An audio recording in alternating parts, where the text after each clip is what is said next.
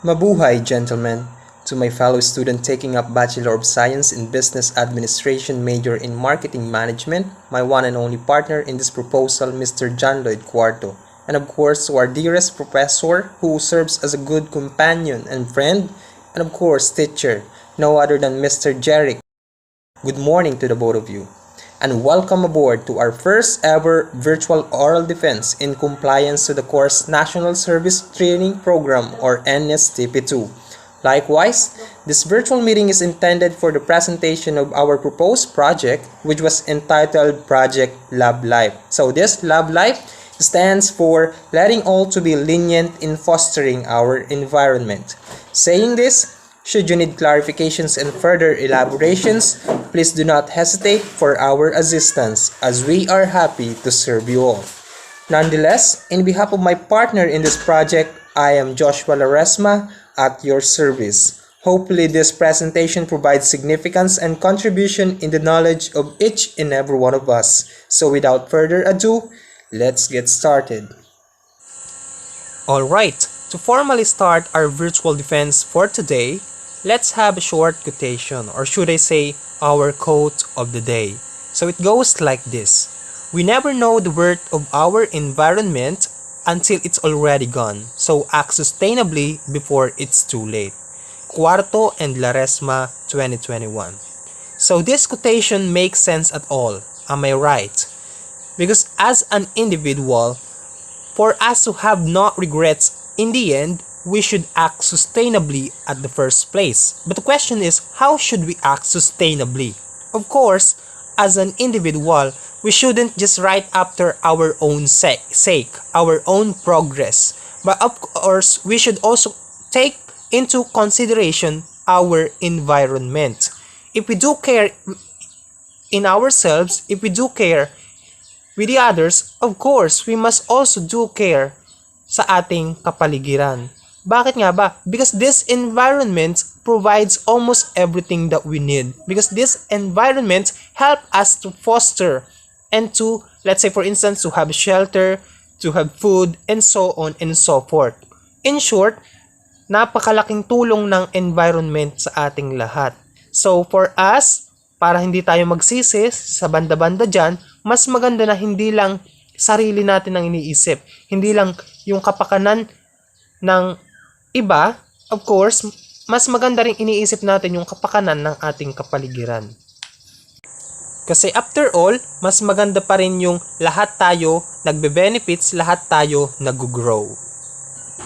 Also, as part of our introduction, there is a certain question which goes like this: want big impact? Use big image.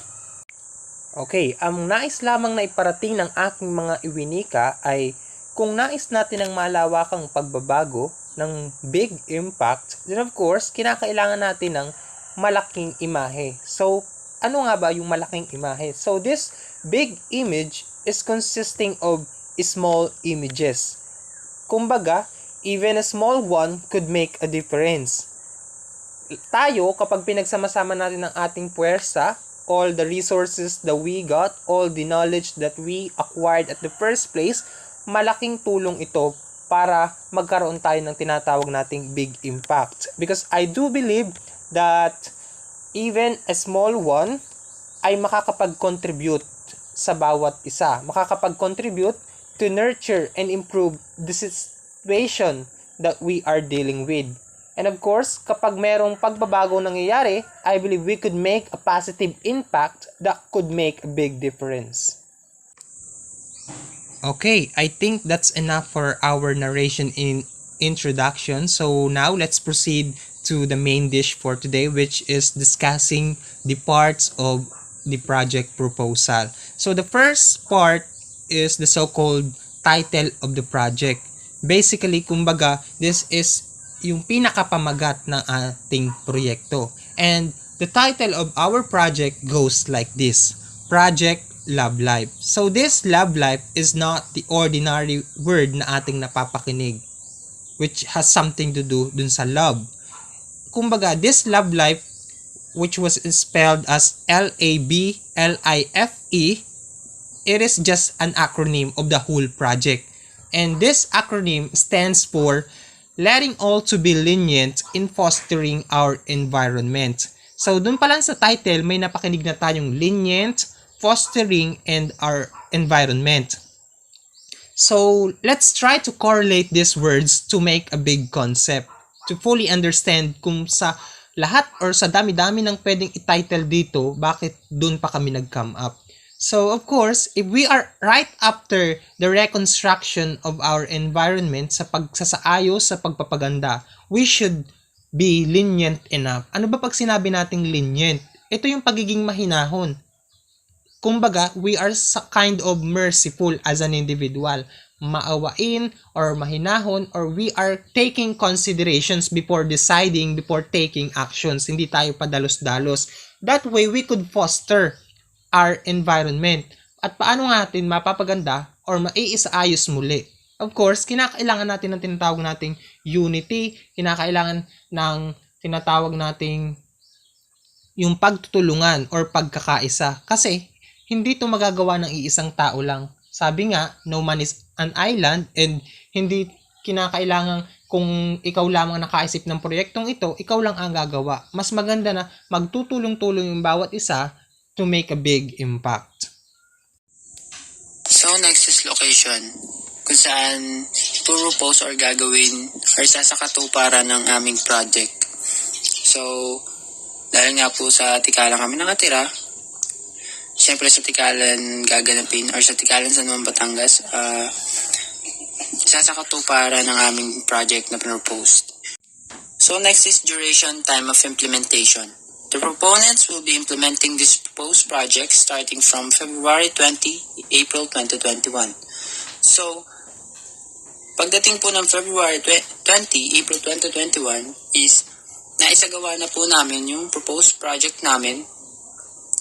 And also, titingnan po kung magiging maganda or ang kalalabasan ng pinopose namin project sa aming community in Tikalan. Now, at this very moment, let's proceed to part 4, which is type of community service activities. So, among the type of community service activities, ang napili namin is the environment program. So, bakit nga ba mas prioritize namin yung environment program? Bakit hindi yun sa health and sa education? Of course, we are prioritizing this program just because we are fully informed of what's going on with our society dun sa amin mismong barangay. And upon observing, parang mas kinakailangan siguro ng atensyon ng bawat isa dun sa kapaligiran. Parang, kumbaga, the term is yung nagkukulang ng support, nagkukulang ng care and assistance. Because dun sa yung program or yung program ni na SK and ng mga counselors sa barangay, nakafocus yun primarily on the education and the health aspect dun sa barangay. So, we decided as the proponents of this project na mas i-prioritize naman yung environment para kumbaga lahat nabibigyan ng pansin. And in this environment program, the proponents will be conducting several activities. Okay, the first in the list is the so-called tree planting. I know we are all aware of what's going on dun sa pagtatanim ng puno. Kasi nga, kung tayo as an individual ay mas maraming punong maiitanim, the better. Kasi nga, mas maganda na napapaligiran tayo ng mas maraming puno. Not just because of the oxygen na kinakailangan talaga natin, not just because of the food or the shelter na makukuha natin, the materials sa puno. But of course, kinakailangan talaga nating pahalagahan because this environment, these trees, is one of the gifts na ibinigay sa atin. And we should take consideration bago natin pakailaman or bago natin gamitin. Kasi kung gagamit tayo, kinakailangan nating palitan. So that is the main point of why we are conducting tree planting in this program. So the second is coastal cleanup. So ito naman is gagawin, of course, sinabi ng coastal is malapit or dun sa ng seaside. And last one is yung solid waste management. Ito naman, this is something to do with the solid, of course, with the waste ng mga tao. So, mas maganda na hindi lang sa tree planting tayo nakafocus. Mas maganda na isama natin almost all aspect dun sa environment, sa mga puno, sa dagat, of course, sa mga basura. And I guess, if we are practicing these 3 activities, mas maganda yung magiging epekto nito. Hindi lang yung isa lamang yung mako-contribute natin. Mas maganda na mas broad yung magiging impact sa tao. And of course, sa ating kapaligiran. So next is department college involves. The proponents involved in this particular project will be coming from Batangas State University, San Juan campus. Specifically, the students are currently taking up Bachelor of Science in Business Administration or BSBA, major in marketing, in the College of Accountancy, Business Economics, and International Hospitality Management or CABEM. Next is project proponents, and the project proponents are John Lloyd I. Cuarto and Joshua Laresma.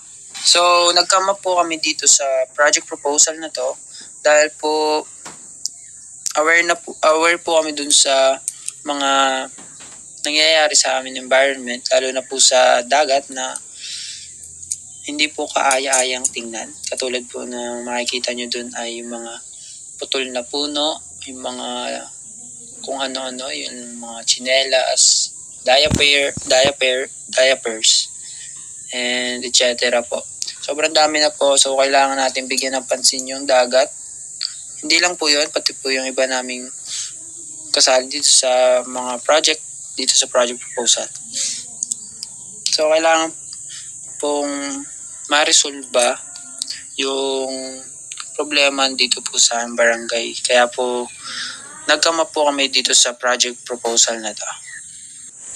Alright, at this juncture, let's discuss the part 7, which is the cooperating partners.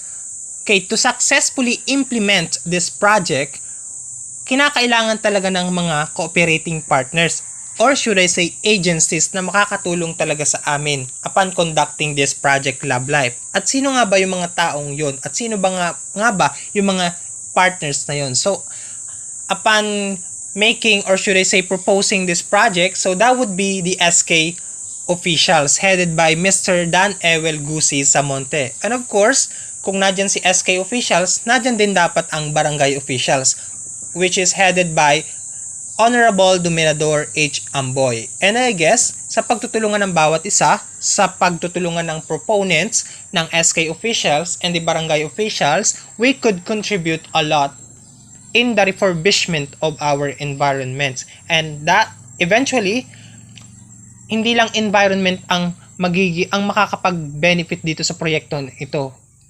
At the end of the day, more or less tao pa rin. The members of the society pa rin yung mas malaki yung makukuhang kapakinabangan dito sa proyektong ito.